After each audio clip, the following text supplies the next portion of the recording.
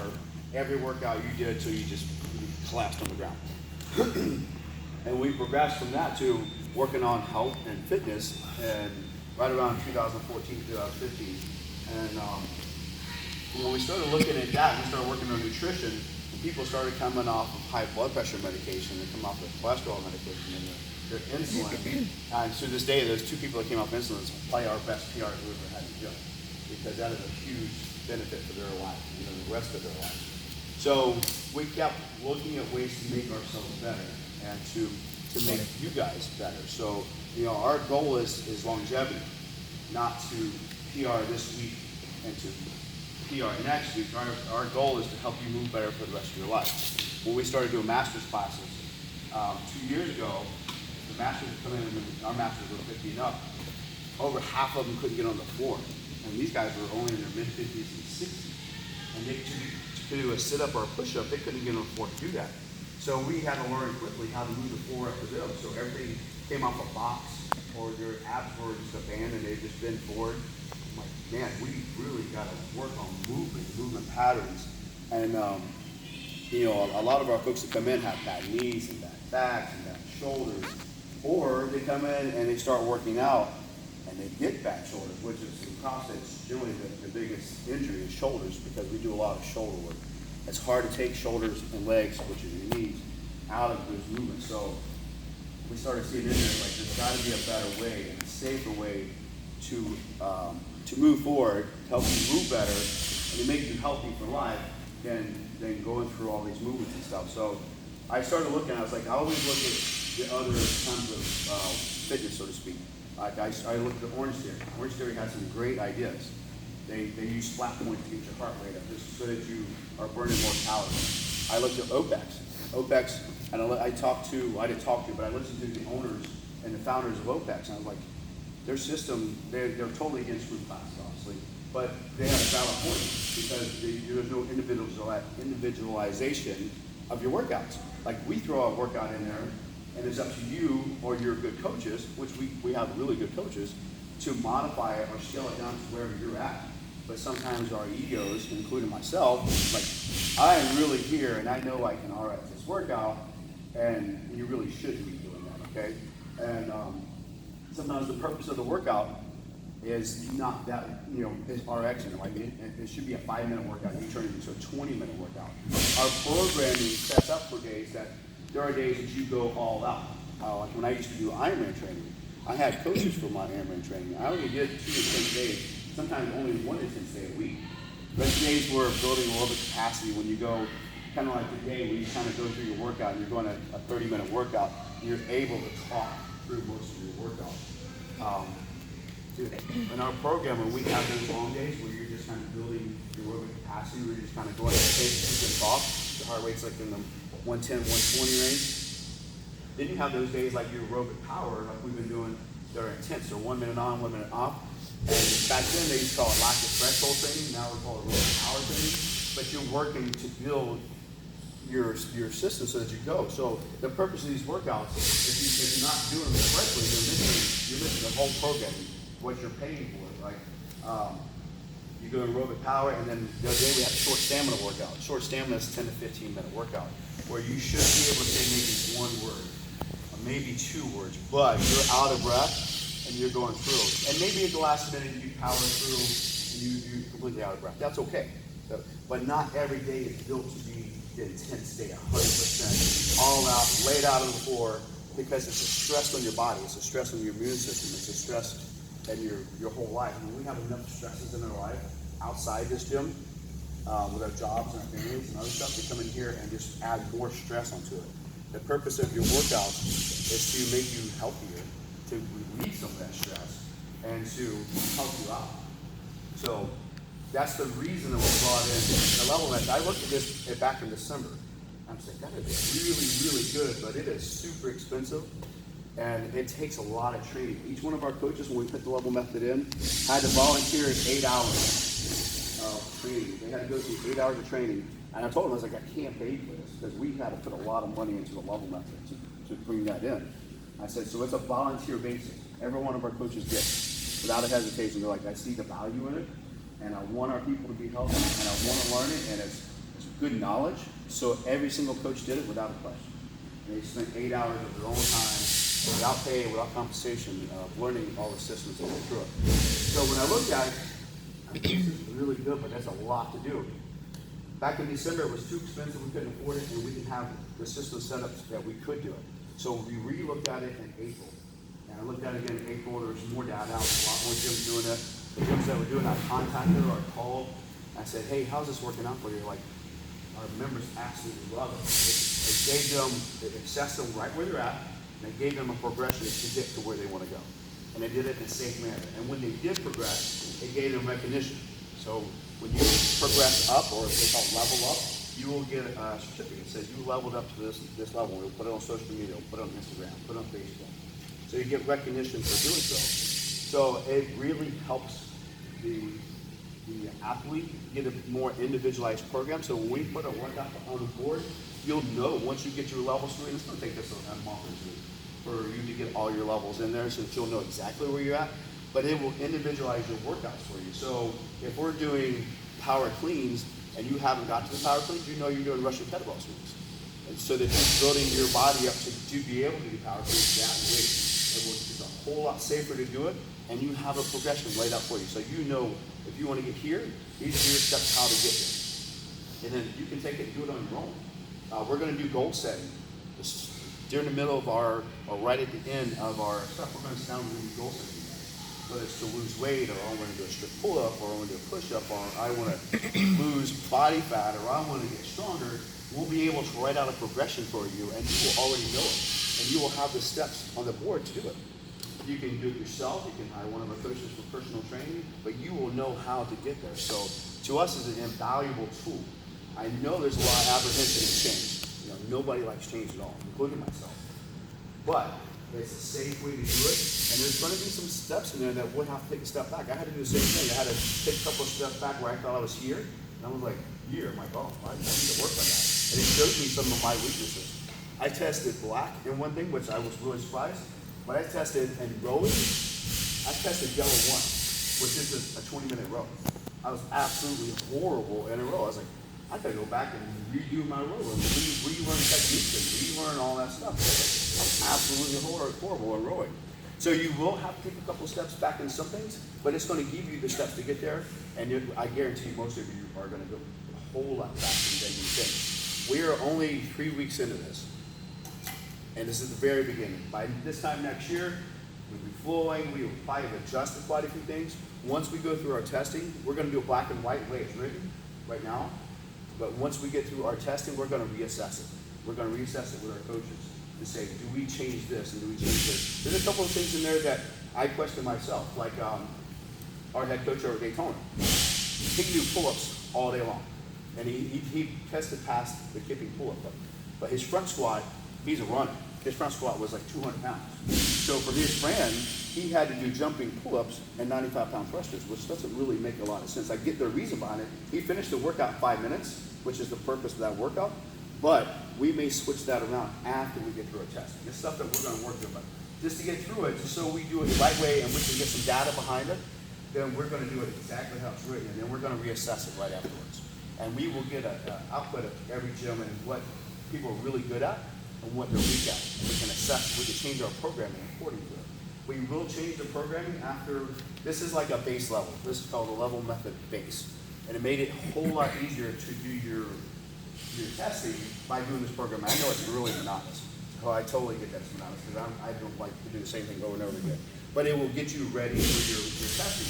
One of our coaches over there is really, really fit. He works out 6-7 times a week. He does multiple workouts daily. When he did the kettlebell swing, when you have your single arms, he couldn't pick up his arms because he hadn't done that many kettlebell swings. He had only done one arm kettlebell swings a couple of times. So you guys will be ready for that testing so that you're not super sore and you're not going to get injured. And that's the purpose of doing this kind of, to me, it's monotonous. This is a monotonous program. As soon as we get done with the programming, we're going to switch back to comp training, what we had before, and then we're going to work this into it. And then we will have retest days. Probably Thursdays it will become a retest day. It's, I think that's what Ricky was programming in. He's already programmed for the rest of the year. So we'll reassess it and readjust it from there. So you guys have any questions, I'll help you do it. And the testing starts October 1st. So we start the first week of October, and it's once we get through those couple weeks of testing or whatever, then that's when everything will go back to the other programming and the comp training and all the other stuff that we were doing, and you'll be done with all this kind of monotonous stuff that we're doing right now. So just bear with us. It is for a good purpose. Just bear with us. We are going to switch back and get back to your programming that you guys like, and all the WODs and the weightlifting and the Olympic lifts and all that stuff's coming. It's coming. Yep. So how would a typical day of testing look? Would it just be, say we're doing testing out front squat? Would it just be hit your front rep, 1 rep max of front squat, and then that's it? That's the workout for the day, or will you have a metcon also? You do it by your blocks. So in the front squat is your fan. So it's your lower body push, which is your front squat, and upper body pull. So you will do your front squat, and you would do your pull up, and then you would do Fran, whatever level you're at. Okay, so it's not going to be just one day of just one movement of testing. No. And then when we retest, like the next week, you'll have, because obviously not everybody comes in every day. So the next week, when we retest that again, if you've already tested, you'll have a completely different workout. And so some people will be doing the upper body pull. Are you my model? Yeah, I was gonna show them the blocks of the categories. Okay. So we're retesting this so that when we go the next block, which won't be the next day because that's a lot of body, you'll probably do the row. Yeah, we do this the first day, these 3 things. You do a front squat test, your upper body pull, which is your pull-up test, and then the Fran. all So in what one you're saying day. is next week we'll be doing Fran, Huh? or in 2 weeks we'll be doing Fran. Correct Mundo. Yes. A version of yes. I love your face, Beth. That's 2 weeks The to second prepare. day of That's my testing- favorite workout. The second day of testing includes some kind of workout and the rowing, or the rowing would be the workout with something else added to it. Day 2 is the 20-minute row with whatever else is built into that hour. Then the next day goes into the second category, which is your deadlift and your handstand push-ups or your presses, depending on where you are, and Diane. That's the third one. So it goes in orders with running So and rowing there's in between. Big chunk box. Yeah, it's a big chunk. Gotcha. Yeah. So that'll That last. answer that? What's that? I can't see how many blocks there are. Is that a week? Should be just over a week. Just over a week? Yeah, it's just over a week, and then we rotate the days This after is that. one. Then you do one. So we keep repeating it. What's that? We keep repeating it? We'll repeat it for 2 weeks, Okay. and they'll be on different days. And then once that's done, then we'll have retesting, like on a Thursday or a Saturday or some other time to test that you didn't do because you weren't doing it. So to your point about competing and kind of competing repeatedly, are we going to go for, like for example, we're going to do the front squat, upper body pull, and the lactic tolerance on Monday, and then Tuesday we're expected to perform on the deadlift, the upper body push. No, bro. So we'll have kind of like a staggered. Yeah, it's spaced out because I think Tuesday's gonna be the rowing. Wednesday will be like the deadlift and press, Yeah. Then Thursday will be the running. So we're breaking it up so you're not like Trying to. what are maxing squats and deadlifts 100%. that day and then yeah.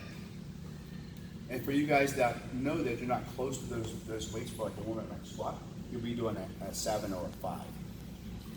So once we get to those days, you'll see what it looks like. Yeah.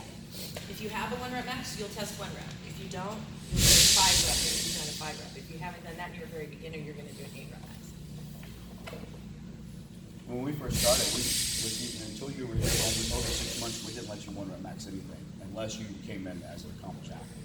So that you had to work through your body adjust those weights for your core to build some strength and your ligaments and your joints to build some strength up. So it's kind of what we did in the past anyway. Good question, Ray. Anyone else have a question? I just wanted to know how much time I'm gonna have to recover after Fran. How many weeks of recovery? Yeah. Okay, so staying along the lines of progression along the chart, right? So you test, right? And you're really light yellow.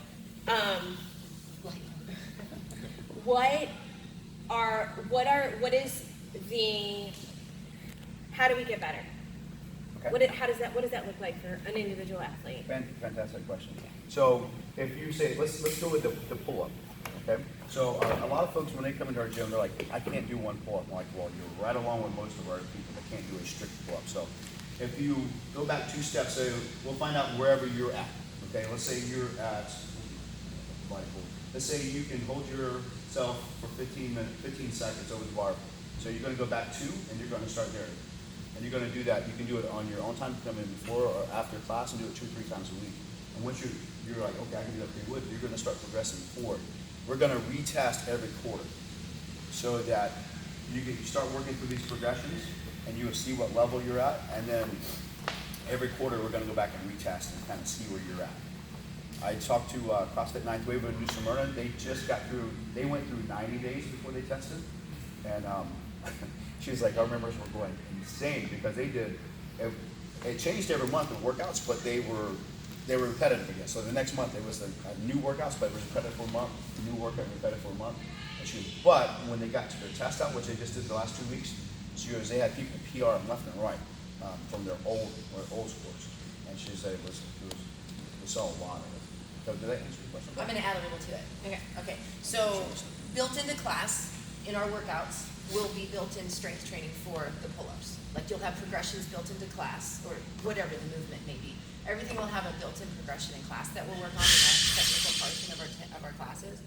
But also we can have individual progression and stuff that we can give you. You can either follow this, we have even more detailed progressions that you can do. The most important part is it's built into class.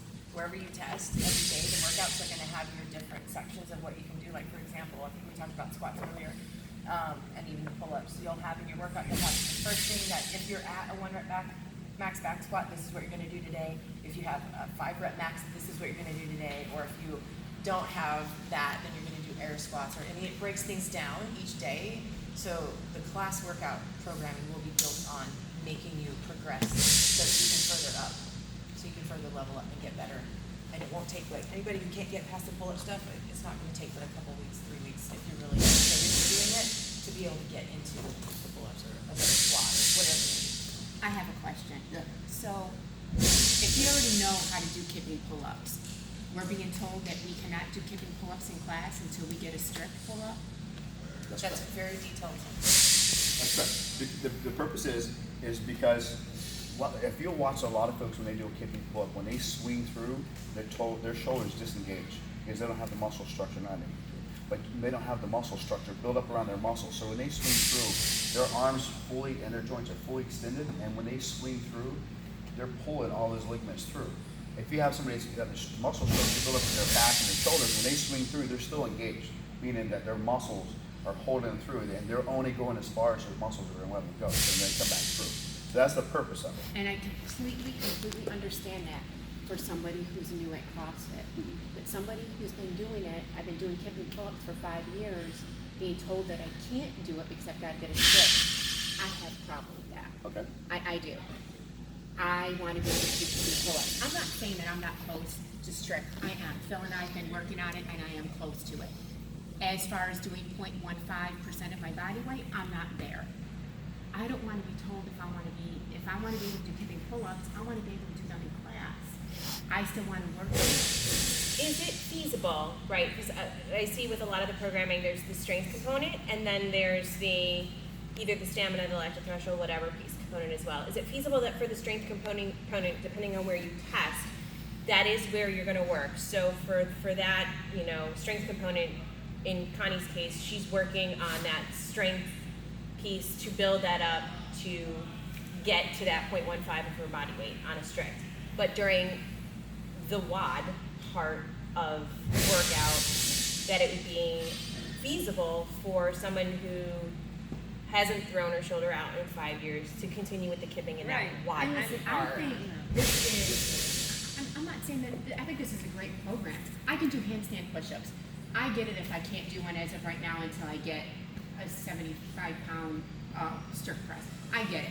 I will not do that if that's what this chart is calling for. But as far as my kipping pull-up, I've been doing those for 5 years. And is it an ego thing? If you want to say that, that's fine. I know what I'm doing. I've never gotten hurt.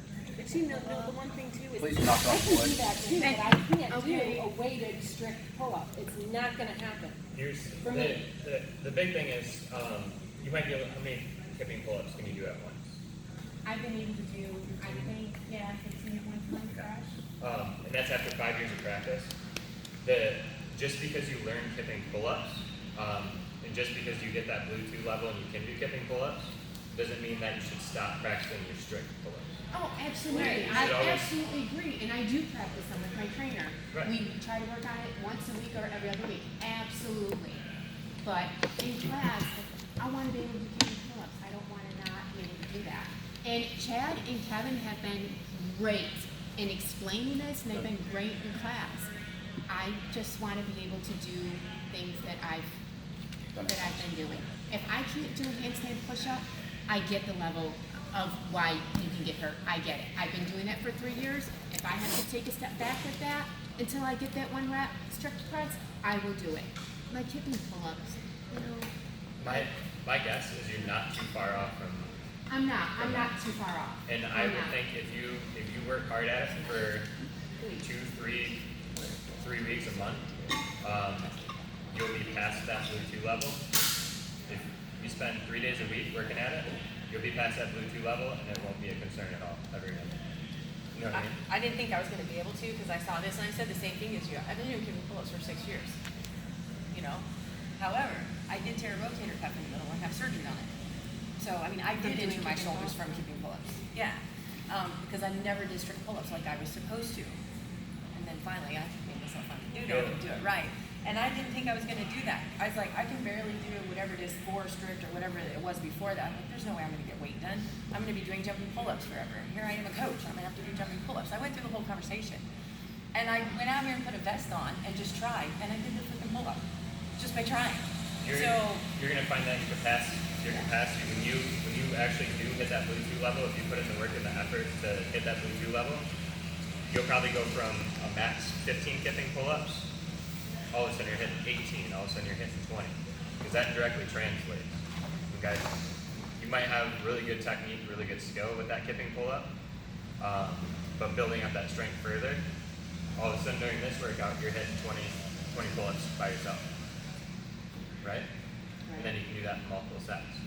And that's a big thing I'm too. not saying it's impossible. I just want to do Yeah. We totally, And we want you to do kicking pull-ups too, trust me. Well, it's So just we something wanna- that you work like so hard You to know- get for so You know what? long. It's like handstand push-ups. When I finally got a handstand She was push-up, the first girl I in mean- the gym other than me that got kipping or the handstand push-ups, and everyone was jealous. Everyone was you know, like, I'm gonna own my shit. At 52 years old, I'm busting my ass in here every There time you I'm go. going in here. I'm proud of you. So, you know, I'm Yeah. gonna do my kipping pull-ups. And we know this is a hard thing to kind of swallow with Yeah, the pull-ups. 'cause We I know the don't pull-ups like are the worst thing. yeah, I'm the same. I I'm don't. telling you I'm right 50 now, years old, I really don't don't like like change. I know. But like you said, we're gonna do this the right way for the testing. We're gonna do it black and white, the way it's supposed to be, get through it, and then if we need to look and reassess or do it, you know, we'll go from there. So then my partner and I, we can do kipping. So, We're together. but I can almost guarantee you that just because we're gonna make you do strict pull-up, I guarantee you're gonna start getting them. Because people will have to focus on getting them done. We're gonna make their shoulders stronger. It's gonna happen. It's just like the strict pull-ups we're doing now with the weighted ones.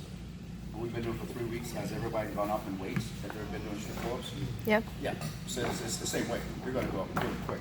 Pull-ups and stuff like that progress really quick. Overall strength, like a front squat going up 20 pounds, that takes a little while. But pull-ups and stuff like that don't take as long as you're gonna take. I went from, I was working out with somebody the other day, yesterday, and he's like, I did a 45-pound pull-up, and he goes, like 3 or 4 months ago, I was only doing 2 strict pull-ups. He goes, it's progressed pretty quick.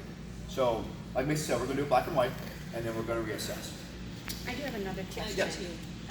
That's right. And go ahead. But also I'm concerned with if I need to attain a goal and I'm gonna push and push, I'm careful that I'm not gonna injure myself to push to be able to reach that goal either. Right. Because, you know, it's kind of like a catch-22. You know, you wanna make sure that you're doing everything, the level method is, you injure yourself, you're taking it. But you're also, I gotta get to my level, I don't wanna be able to do that. So you are pushing yourself, and you can't injure yourself by doing weighted strict pull-ups and things like that. Stuff that, you know, I just, you know, I mean, because I'll be practicing because I love my kipping pull-ups as well. So I don't want to injure my shoulder trying to do a weighted strict when I know I really struggle with that. You know, so I just want to be careful with that. And same with front squats. You know, I struggle with that. Well, I can't progress unless I get there, so I might be pushing little bit too much. Harder to try to get to that To get next to level. that next level, and you gotta be, again, the level method is to, so you're not injuring yourself. Yeah, So and that's that's- kind of. That's a good way to use your coaches. Like, how often do I do this? Like, I have my progression. How often do I do it? Do you do it every day? Obviously, no, because your muscles need time to recover. Generally, when you're doing stuff like that, like pull-ups, you probably do them 3 times a week, maybe 4 times. Probably 3 good. If you're talking about front squats, where it's a full stressor on your whole body, you're probably looking at maybe once a week or twice a week. The second time a week, you're in the 70% range, something like that. But use your resources. Your resources are your coaches. How about your age group? Where's their age group on? Yeah, There's not. let me answer something You know, else. I gotta compete against somebody who's in their twenties. We'll go to the masters map in a second. Right. Eric, you got to compete against Eric. Yeah. I mean, Not in my 20s. It's not fair. you know, we're not young Still not fair. Yeah, because I can't do, I mean, Yeah, I know. what is There's it, a something- 190 there's front something squat? to I'm that not for. Janelle. Well, actually, they have a master's map coming out. Yeah, right? And I it, want to finish answering her really quick, and then we'll go back. The other thing with you doing the pushing hard and trying to get farther, when you're working on strict pull-ups or weighted pull-ups or front squats, it's not, you don't have that high intensity into it like you do when you're in a WOD on the clock. There's less chance of getting hurt because it's more control, and you have your coach to help you not go past the limit, like too heavy or what, hurt your back because you lift too much. Coach is there to help you do that, but it's also the intensity factor is not there like you do in a WOD. When you're doing kipping pull-ups and trying to rip something out really fast, that's the most chance you're going to have of getting hurt versus the slow, the controlled, trying to work on squats, trying to work on pull-ups. It's more of a controlled environment when you're doing that. There's less chance of getting hurt. Make sense? Okay, masters. I have a quick question regarding, okay. just to let you know about Masters and answers. Yes, they have a master's map coming out. They have it beta testing, so it should be out by November-ish, if it's December, and it will change a lot. It'll be for They're doing it Masters 50 and up. up. Is it 50 and up? 15 up, okay, works. We're in. We're in. We're in. I'm not. We're in. I'm not in. I made the cut. I'm in. I made the cut. So they're having that come out, and then they're working on a teams. Oh, wait. They're working on what? They're working on a teams. Oh, The teams are going to come out in spring. So go ahead, Janelle. Just on the strict pull-ups, because I just saw a video on Facebook, which is super impressive. I don't know what his name was, or whatever, the 70-pound kettlebell or something. And it was like the strict itch. Strict itch, Jack. How does that work? Oh, Jack. Yeah, okay. I mean, because Connie would be able to do a weighted pull-up doing it like that. Does that count?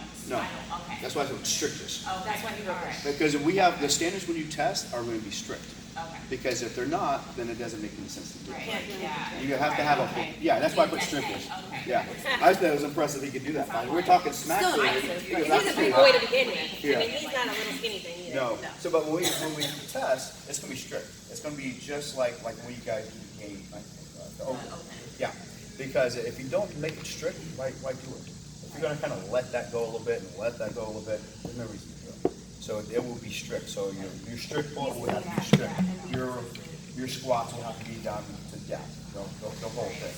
And our coaches know that. They're gonna walk you through it. And on our testing days, we may have 2 or 3 coaches in there to help out because some of our classes are big. So you may need 2 or 3 coaches So in there. what happens, like on the front squats, if you have somebody that has limited mobility in their hips? What are they gonna have to do air squats until they can get that mobility, or are you gonna have them go through some sort Right of now, squat yes. therapy? Like if like wall balls, if you don't have mobility, like your mobility is here, Right. you're not getting a whole lot of workout. A lot of our masters when they started, their wall balls were here and hit the ball with a 4-pound ball here. It was literally above their head. So if we take the ball out of the hand and have them just work on mobility, have them work on a squat, and get a full range of motion, they'll get a much better workout of it and they'll progress. So on this baseline that we're doing right now, is that supposed to be implemented with the coaches now? With people doing the full range of motion and stuff like that? Pretty much, yeah. It's kind of been up to the coach to go back and forth. Like some of our coaches say, now when we test, you're going to have this is what you keep doing, right? And some of them like, why don't you just go ahead and try it now? Because we haven't implemented, we haven't had a test yet, so you can't say Right. much before. So most of them say that when we test, this is what you're going to do, or why don't you go ahead and give it a shot? Try to work on this now, so that you kind of know what it feels like. So, and we will have some questions. We're going to have a lot of questions once we get into putting comp train back into it and adjusting this, because this is not made to do the program. They just started doing programming a couple of months ago. This was made to be a supplement to your program. So we'll have to figure out how we're going to do that, how we write out the levels. I would love for it to say, instead of RX or scale or fitness or whatever people use, I would say if you're orange 3 or above, do this way. If you're a blue 2 and above, do this way. Or this movement. So that you know right where you are, and it kind of helps individualize your workout for you.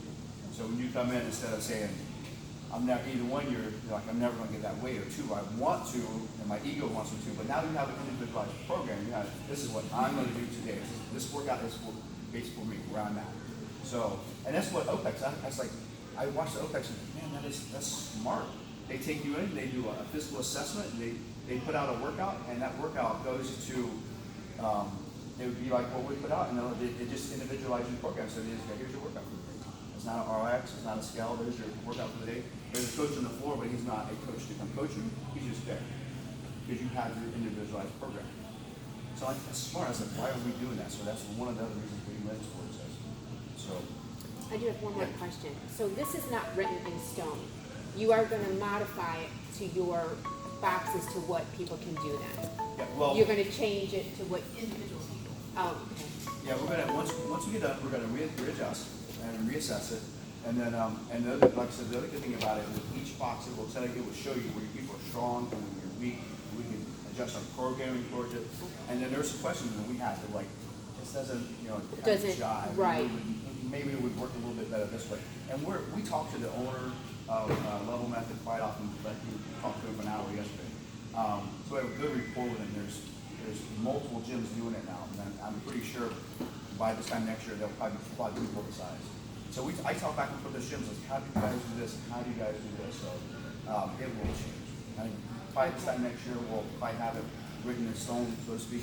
Right. But yeah, it's a work in progress right now.